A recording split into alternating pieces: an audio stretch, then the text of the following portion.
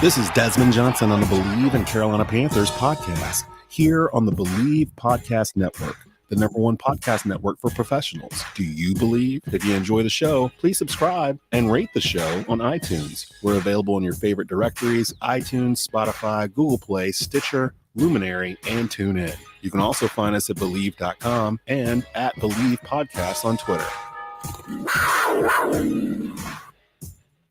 And welcome into the preview Thursday edition of the Bleav in Carolina Panthers podcast. I'm your host, Desmond Johnson, joined by Panthers all-time leading rusher, Jonathan Stewart. Schuyler Callahan, conspicuous by his absence. This is his wedding week. This is the beginning of his wedding week. He's getting married to his lovely fiance. So he'll be out this episode and through next week as he'll be on his honeymoon. Schuyler scheduled his wedding in Stokesdale on the same day of the greatest homecoming on earth, A&T homecoming going on the same day as the wedding, because me and my wife were invited to it a couple months back.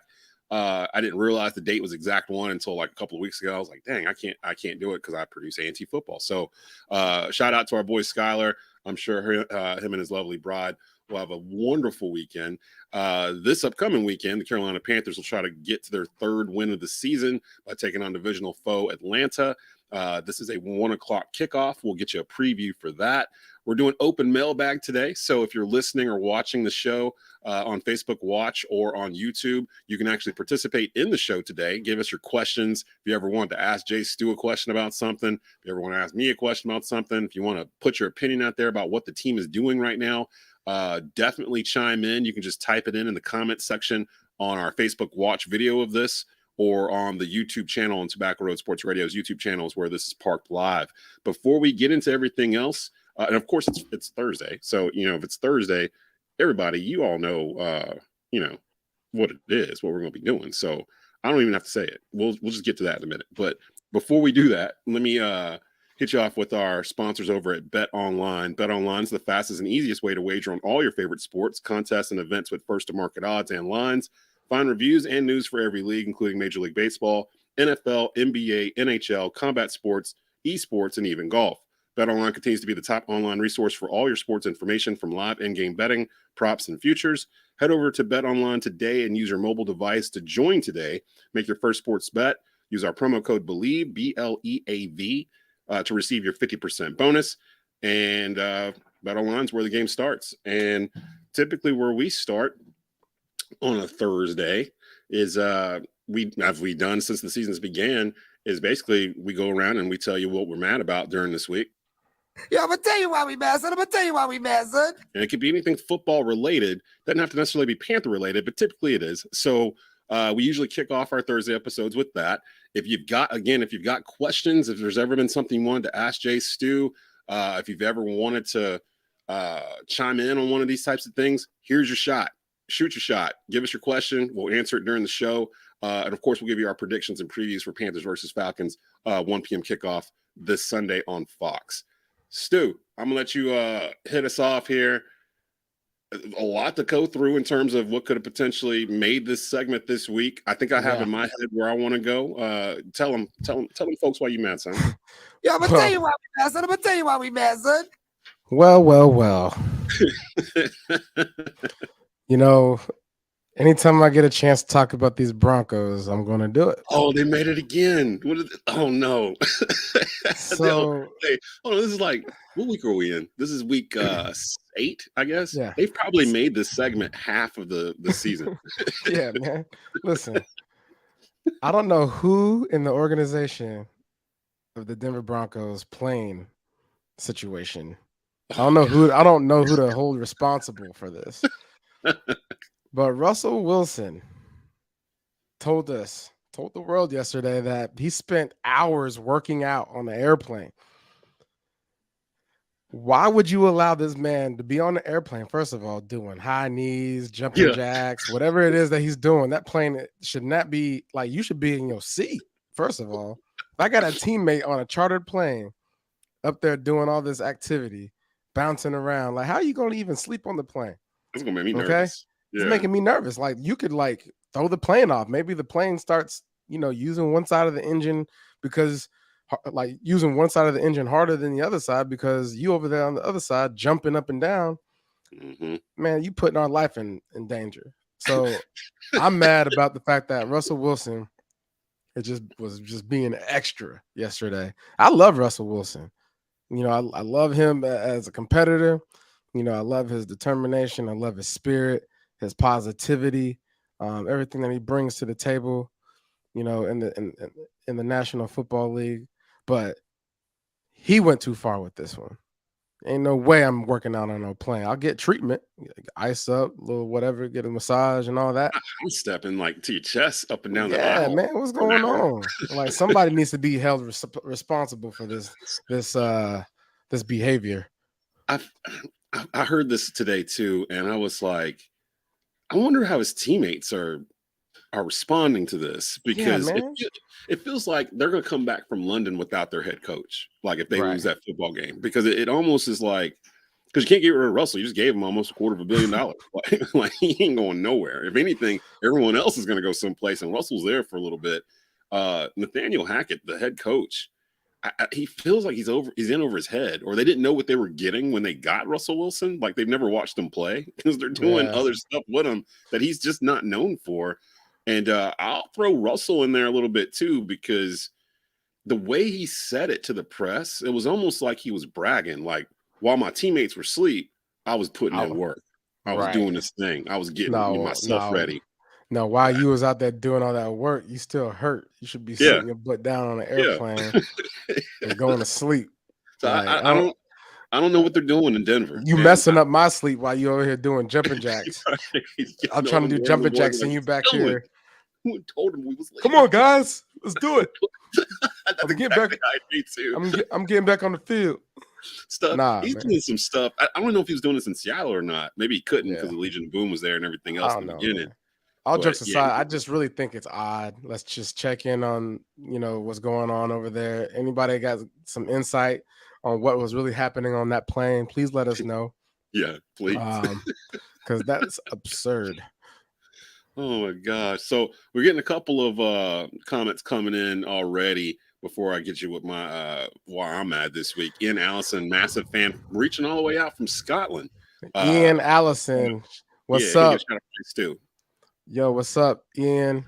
Appreciate you. Glad you're watching us and listening to what we got to say. Yeah. We just over here just having a good time. Thanks for tuning in. John B. Jenkins comments, y'all ready to witness the Walker Wonder this weekend? Ooh, I like that name, I like John. That. Yeah, I like that, John. Walker Wonder. I call him peanut butter jelly, though. Yeah. I want y'all help in getting witness the Walker Wonder trending. Who needs Mahomes magic? We got the Walker Wonder. I'm gonna give him one more game. More game before we put ourselves out there like that. And if he comes out, let's relax with Mahomes now. Mahomes magic is magic. Calm down, just a second. I don't want to put PJ and Pat Mahomes in the same sentence just yet, but I'll be giving PJ the benefit of the doubt. Why am I mad this week? Yeah, I'm gonna tell you why we mad, son. I think it's the coverage of our win.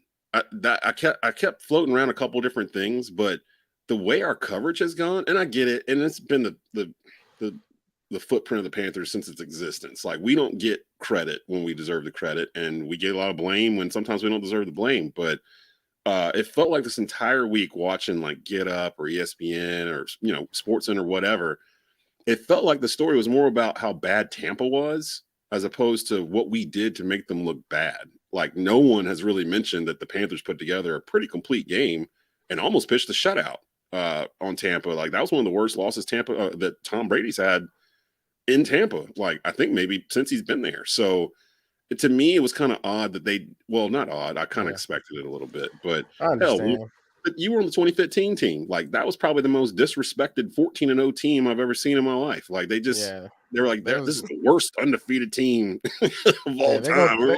They're going to forever hate when they got to hate.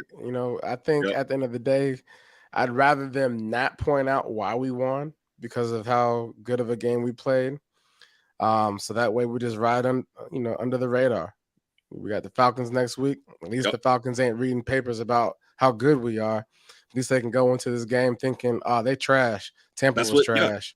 That's literally, everyone's just everyone's still like, Panthers are horrible. The Panthers are horrible. If they want to think that about us, then whatever. All I know is I'm wearing a Frankie Louvu jersey right now. Yes, sir. because I feel it in my bones. Feel it in my bones. I know he was on the injury report as questionable, but that's just how it goes. He'll be out there this weekend. I'm in good hopes about that.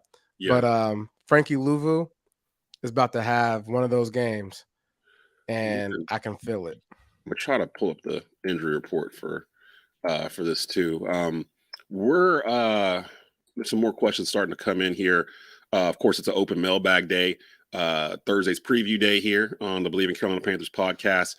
We appreciate everybody that's beginning to find us as we become one of your more de facto spots to go for Panther news, not once but twice a week, Mondays and Thursdays, early afternoon. Mondays, we give you a recap of the game we just had. Thursdays, we give you a preview of what we had. And of course, we have fun in between it all. We'll pull Adventures with Chris to the game on Sunday. Do they just keep with the same game plan, or do they let PJ open up a little bit more?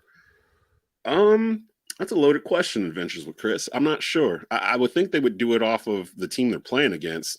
Here's the thing. The Falcons are like third or fourth in the league in rushing. They average like 160 yards a game on the ground. And I would imagine that Coach Wilkes would want to duplicate what we did last week. You know, what head coach doesn't want to have 170 yards rushing in a football game? Like it definitely starts at the line of scrimmage. I can tell you that. So I think they'll let PJ get his shots in. I don't think they're going to revert back to what we saw in the Rams game. Like, I think, again, we've gone through that enough. I think that was for a specific reason. But last week, I think is kind of the prototype of what we probably could see going forward. Would they mix in maybe some RPO or something like that in there?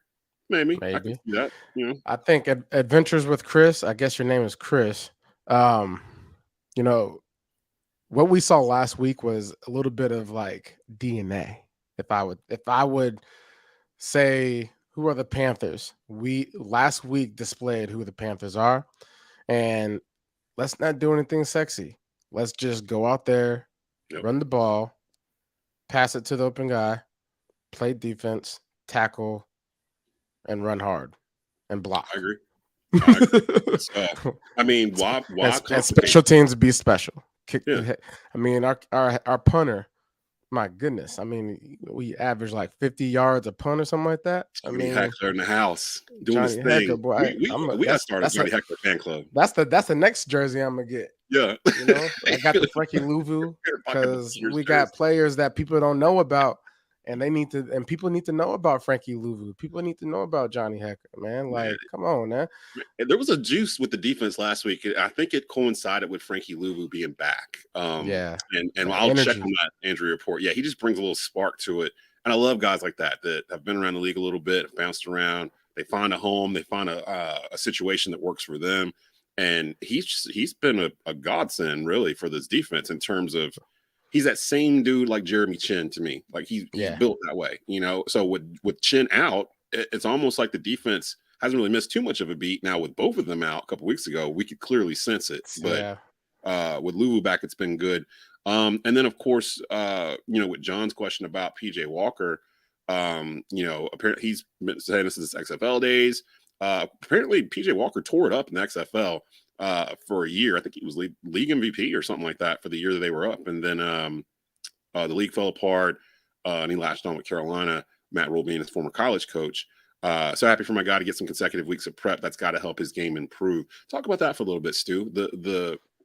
I think it goes unnoticed sometimes, just being able to be that first string starter, getting those snaps in practice during the week and knowing you're going into the game as the starter, as opposed to replacing somebody in the third quarter because of injury or a bad play or whatever, or you find out Sunday morning, hey, you're the starter. Like, describe to me the difference in preparation from knowing you're going in as the guy in that spot to getting thrown into that position as the guy.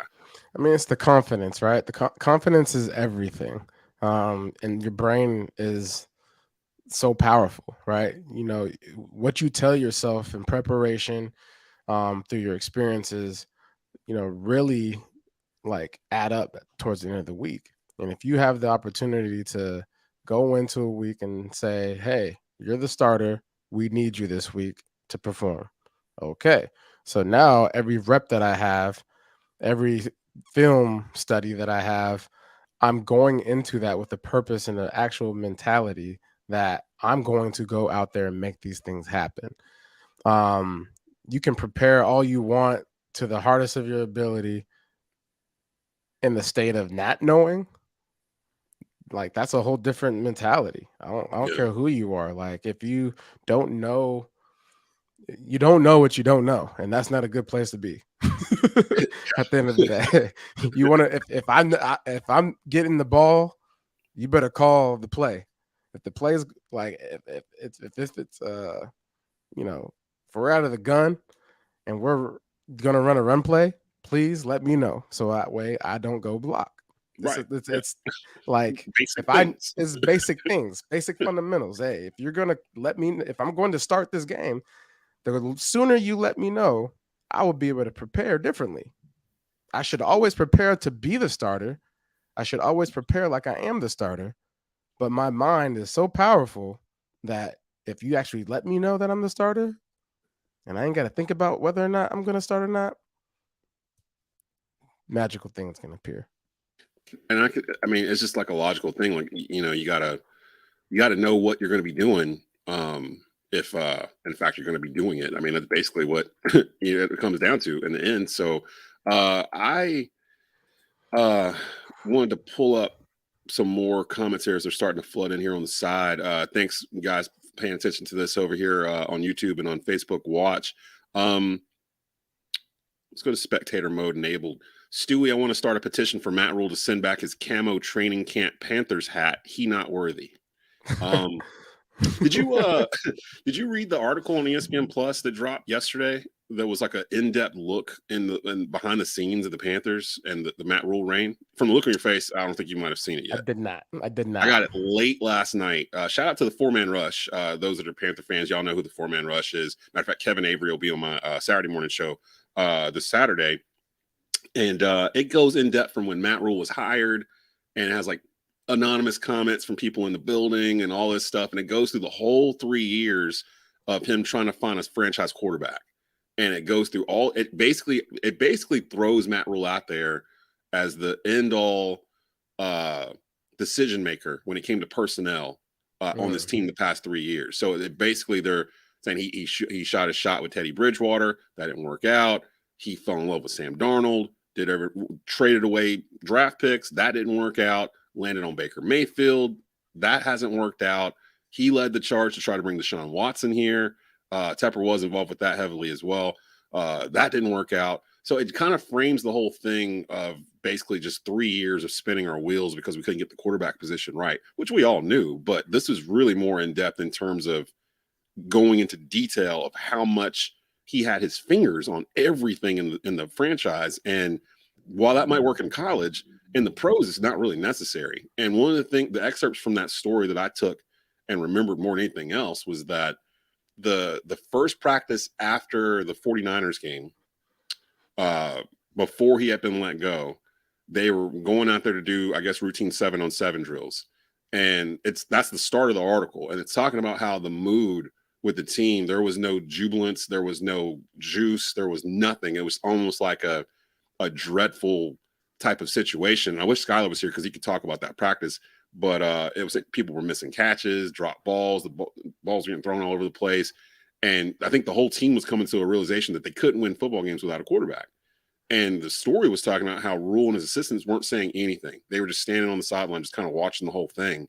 And then when they had a meeting, Rhule came in from the side door, started talking a little bit about everything, and then let them know that he had been let go. He wishes he could be there to watch them grow further, yada, yada, yada. So if you haven't seen it, you have to be a subscriber for ESPN Plus to get to it. It's added content on ESPN's site, but it's definitely worth it.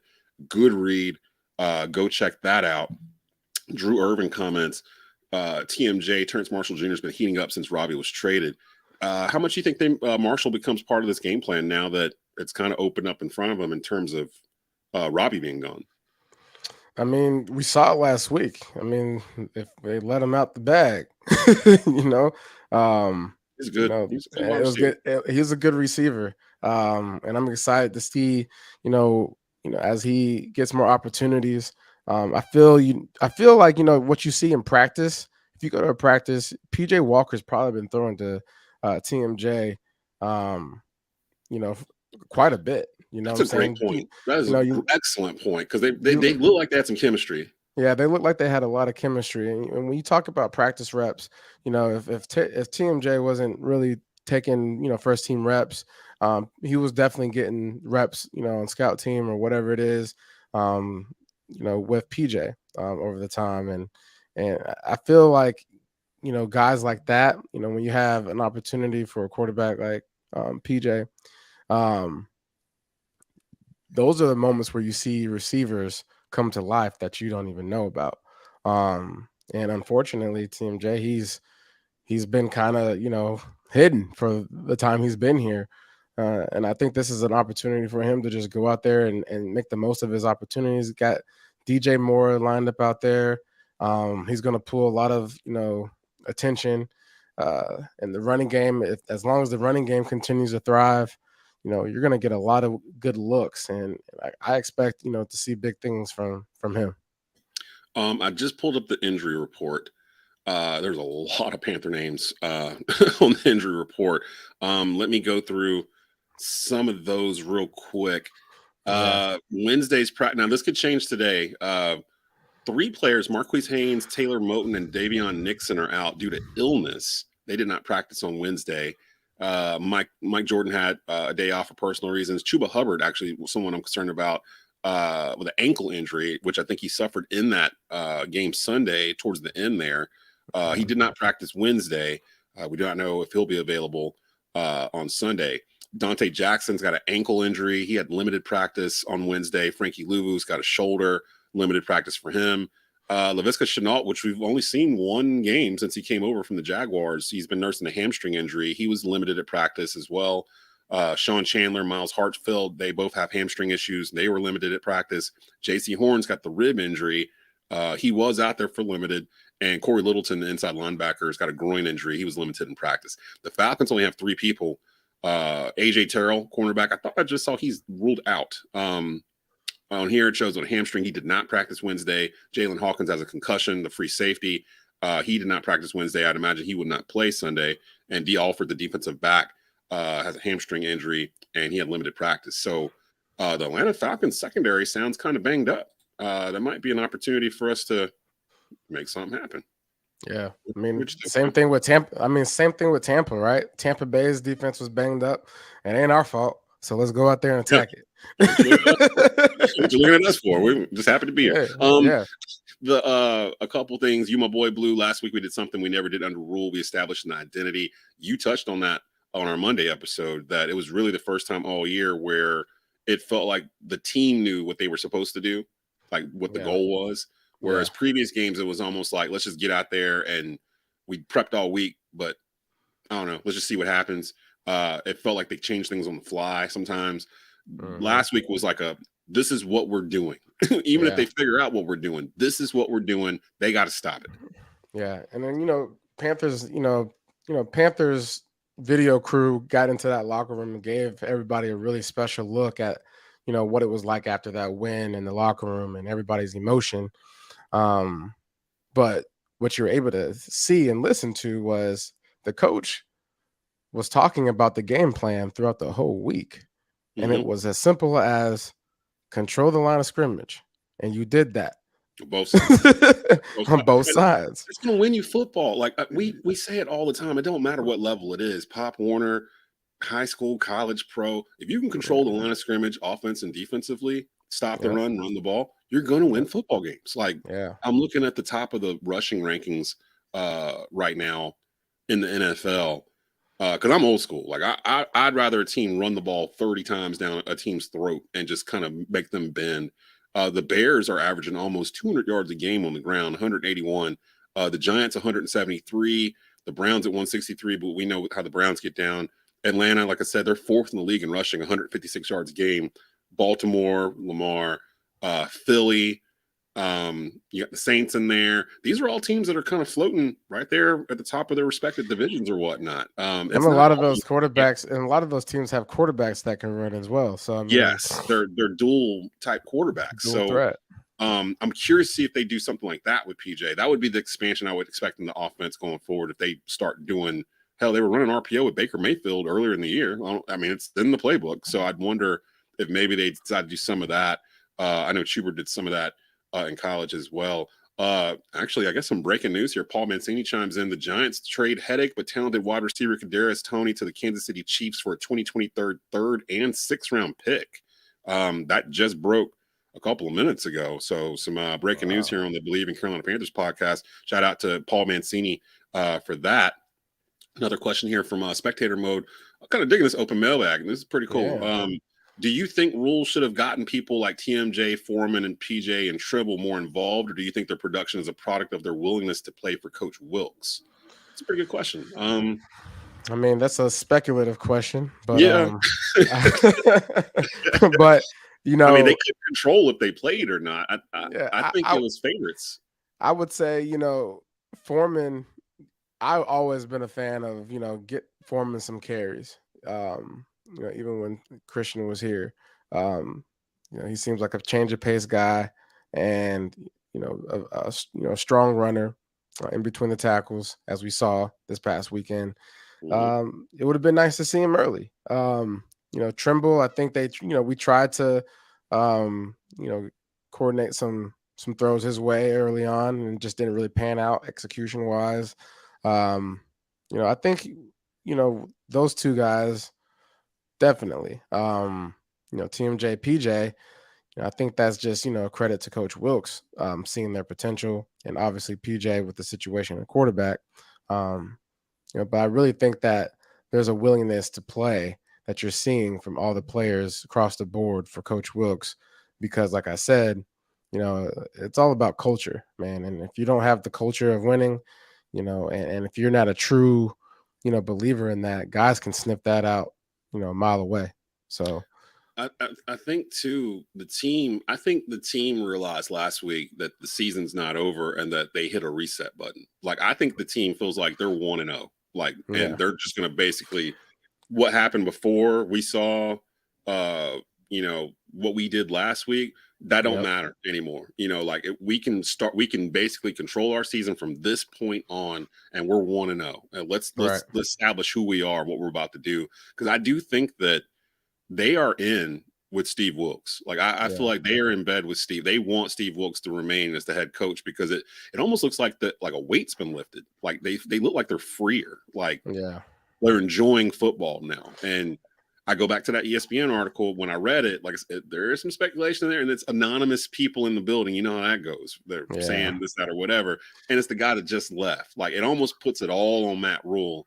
But on one hand, it's like, I don't want to do that. On the other hand, I know he had a lot of control over the personnel and what these guys were doing. So it kind of makes a lot of sense. And actually, it reminded me of a comment David Tepper had mentioned in that press conference after he had let him go, where he was like, you know, for the next coach, I need to make sure that the coach and the general manager are more aligned with each other, and that each have separate roles as opposed to, you know, whatever, which to me alluded to the fact that he felt like he gave Matt Rhule too much power. And that was for someone that didn't have the ability to harness that or had the experience to do it. And that's why he did it when he did it. So I don't know. With PJ's here because of Matt Rhule. PJ wouldn't even be here if it wasn't for Matt Rhule. So I can't say that that Rhule wasn't more involved with him. The others, Deonta Foreman, Terence Marshall Jr., Matt Rhule's responsible for bringing them here. Now, how he used them is a completely different animal altogether. But I think it's just more the team itself collectively is starting to think more as a team as opposed to individual players playing on a team under the Rhule regime. So that's a good question there. We'll see if that's correct, because I could have just said all that, and then Sunday they come out and and play completely different from what we expect. And I'm just like, oh, okay, here we go. So I don't expect that. I really don't expect that to happen. We went through the injury report. Let's get into the preview here real quick. And you guys keep giving us these questions while we're doing this, while we're on. We'll answer the questions on air. And maybe we start doing open mailbag Thursday, especially when Schuyler comes back. If you just joined us, Schuyler Callahan from Sports Illustrated, he's not with us today. He won't be with us next week because our boy's getting married on Saturday. So he's in the middle of wedding preparations and whatnot. Shout out to him and his lovely fiance. He will be back week after next. So he'll be back actually to preview the next Falcons game, because we play him twice in 3 weeks. So he'll be back for that. let's hit some of this here. Sunday, October 30th, 1 p.m. on Fox. Panthers 2-5 on the season. The Atlanta Falcons 3-4 on the season. It's a road game at Mercedes-Benz Stadium in Atlanta. Carolina is 20-34 all time against the Falcons. The Falcons have a 1-game win streak against the Panthers. Carolina has won 2 games in a row in Atlanta, but the Falcons own the all-time record at home, 19-8. Statistically, they kind of like the same team. Although Atlanta rushes for about 50 yards more than Carolina. Granted, Carolina's just now kind of figuring out what to do with their run game. Passing yards, I mean, literally, it looks like I'm looking at the same team. Carolina, 169 yards a game. Atlanta, 151 yards a game. Atlanta's second to last in the entire league in passing, so keep that in mind. Third down efficiency, they're actually pretty good. Third down efficiency, Stu, 44.2% on third down. That's fifth in the entire league. Yeah, because they're running the ball really good. They're running the ball, yeah. So I mean, there's a lot of 3rd and 2s probably in there. 3rd and 1s that they're able to accomplish with points per game. They're averaging 23.3 per game. That's 12th in the league. We're at 17. That's tied for 26. Defensively, they're allowing 100 yards on the ground. That's 5th in the league. We're allowing 120. They're allowing 306 yards passing and on defense. That is dead last in the league. So they're allowing the most passing yards per game, which is interesting because it makes me wonder, do we change up what we want to do to take advantage of that? Plus, what I just said before with the injury report, a lot of Atlanta's secondary is banged up. So would you switch it up a little bit, let PJ throw it a little bit more, or do you stick to what we did last week and keep running this rock and let PJ throw it when we see some shots? I mean, I will say, that number might be a little skewed, from the standpoint they played Burrow and the Cincinnati Bengals last week. Oh, that's right. Yeah. So I think he threw for like 450. I think he threw for like 450 or something like that. 3 tugs. And I was really happy about that. So appreciate you. Shout out to my boy Demir Bird, Atlanta Falcons. He had a touchdown catch, long one. Former Panther. I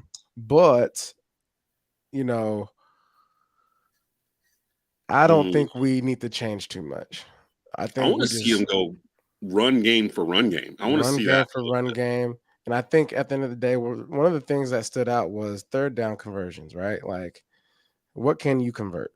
How can you extend, the offensive time on the field? If we can keep the defense there, if we can keep their defense on the field, that's when we'll attack them in the passing game. So stay on the field, stay, manageable, stay patient. We ain't got to go out there and go lights out in this passing mode, just because PJ had a great game last week. I think you just stay within yourself. If it ain't broke, don't fix it. You can add some stuff to it, but there's no need to go and just get all amped up, in the offensive coordinating, shadows. So run that rock. I agree.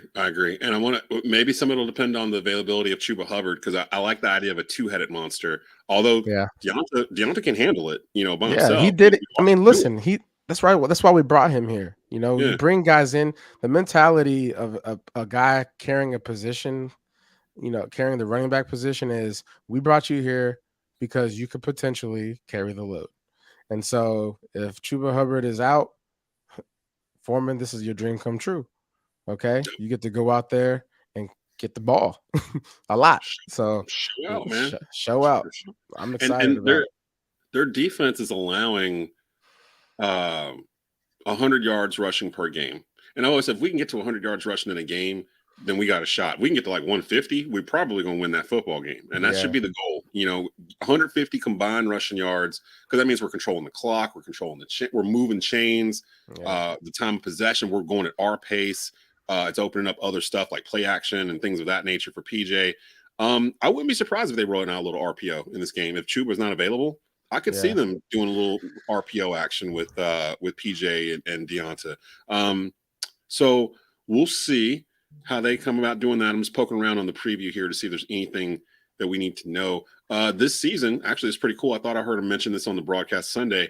Carolina's only allowed 13 points scored in the first quarter. That's tied for first in the entire league. They've scored a defensive touchdown and allowed just 5.3 yards per pass attempt in the first 15 minutes. That's good for third in the league. Ike Ekwonu has not allowed a sack over the last 5 games and has a pass blocking rating of 98.2. It's 8th among offensive tackles. This is a rookie, y'all. He's playing for NC State this time last year. His run block grade is 80.6. That's 5th amongst offensive tackles. That was a good pick. That was a good pick. And Bradley Bozeman made his first start on Sunday too. So a friend of mine texted me this.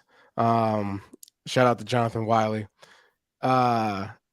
According to Next Gen Stats, Icky ran 317 yards of 6.6 plus miles per hour last week. Third most among offensive linemen. He also had the fewest yards walking among any offensive lineman. You want to know what that guy is? He's a dog. Yeah. That boy is a workhorse.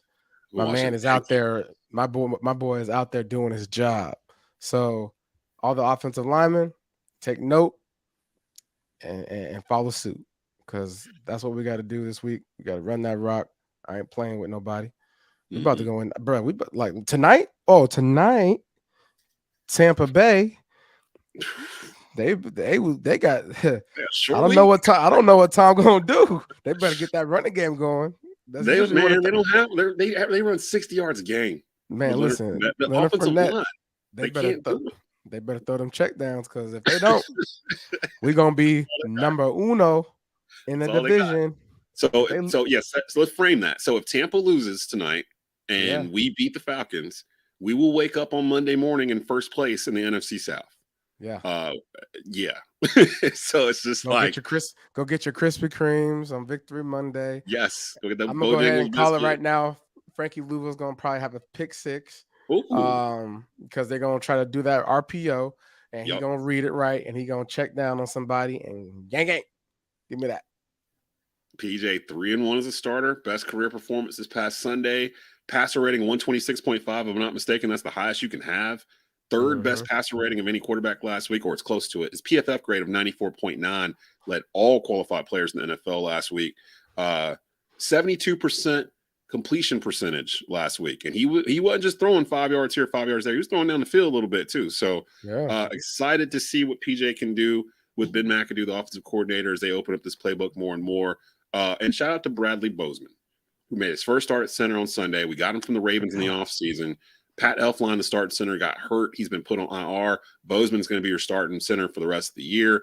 He had an overall grade of 93.2 from Pro Football Focus. That was the best among all centers in the league in week 7.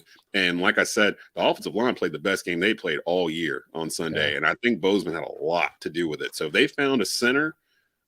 You know how it is. You play with Ryan Khalil. When you got a center that can be the quarterback of that line, it's the brain. Complete difference. Yeah, it's the brain of the line. It's the brain of the offense, in my opinion. And if you don't have that, then it's just hard. It's hard to move the rock. It's hard to believe in them, and things start to fall apart. You're starting to see a foundation with that offensive line that I think is going to create huge things for the Panthers. Man, I'm just excited.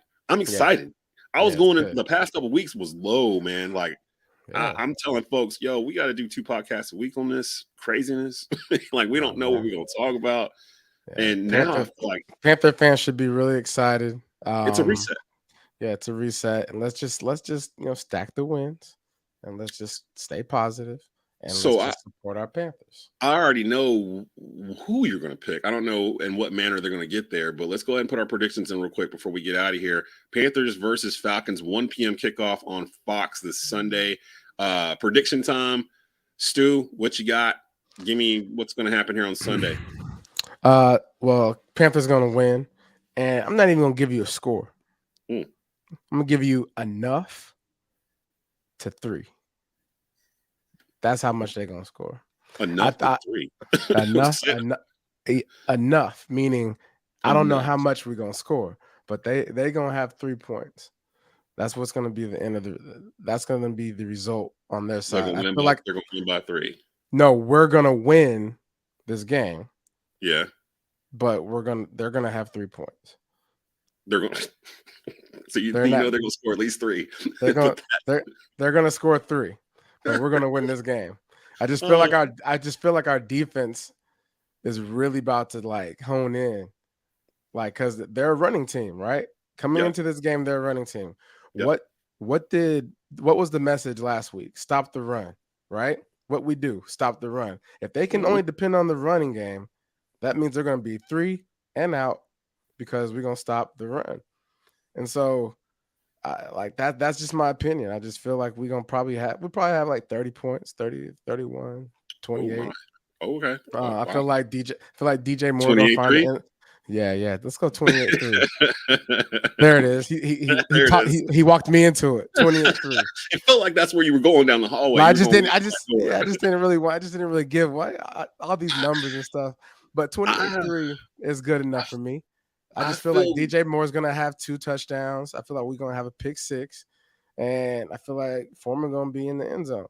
So I mean, I like it. I'm kind of on the same vein. I'll give the Falcons 10 points. They'll get a touchdown somewhere in the game and a field goal. But I think we're on a 24-point type tip, especially if we're going to run the ball and kind of control the clock. I'll go 24-10 Carolina. This is the game where Get Up and First Take and Undisputed and all these talking head shows in the mornings on the weekdays.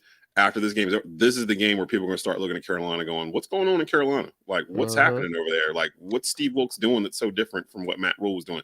If we win in the fashion I think we'll win, and open Monday morning in first place in the NFC South with a fairly manageable schedule in front of us.